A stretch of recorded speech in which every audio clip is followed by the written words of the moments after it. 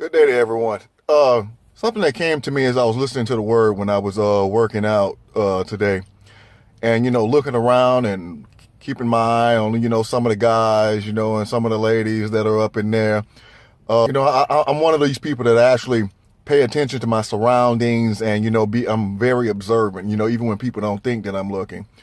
But the thing that really came to me is that something. A lot of people that work out in a gym more than anything, instead of to get themselves physically in shape, they more so want a type of attention, to where they should be seen for, let's just say for a guy, for grunting, how many weights or whatever I could put on the bar, so on and so forth. Or even some of the ladies, to start their new workout outfit. But the whole point is that, are we making choices in our lives today based upon what God has called us to do, or based upon the social circles that we're in, based upon what our parents have said we should go into, based upon the job that we work at, so on and so forth?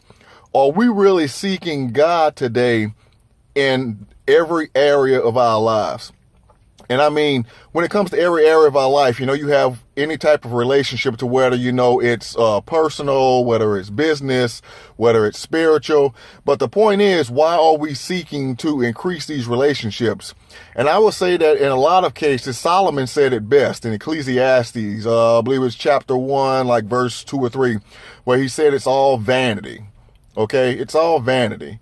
And what's really significant is that we look, and Solomon was a man that had everything a person could possibly desire in this day and age.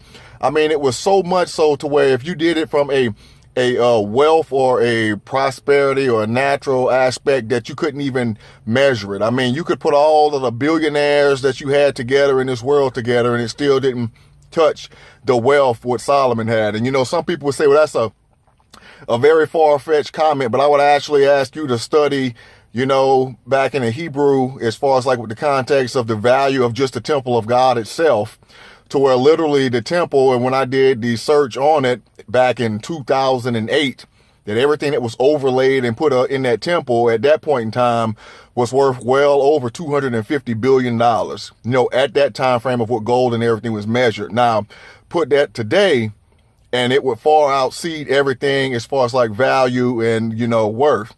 But that didn't even count for everything that God gave Solomon. And what am I saying? Should you go after things that are in the natural prosperity things, money and everything like that? Yeah, it's good to have those things. But if that's your only pursuit in life, then, I would say that you don't need those, because you'll find out that you're forsaking your relationships as far as like your marriage. You're not giving your children time. You're definitely not giving God time. And something, it becomes to the point to where you're working so much or pursuing after so many different things. I'm talking about men and women, to where, your physical health starts to dwindle. But, as Solomon said, in the end, when that day and time comes where your life is over, what's it all going to be worth? And like Solomon said, it's all vanity. So it's just me just saying, look at why you're making choices in life and seeing if it's lining up with God's plan and purpose for your life. And as usual, at Propelling Marriages and Relationships, we don't stop fighting until we win. Thank you, and God bless you.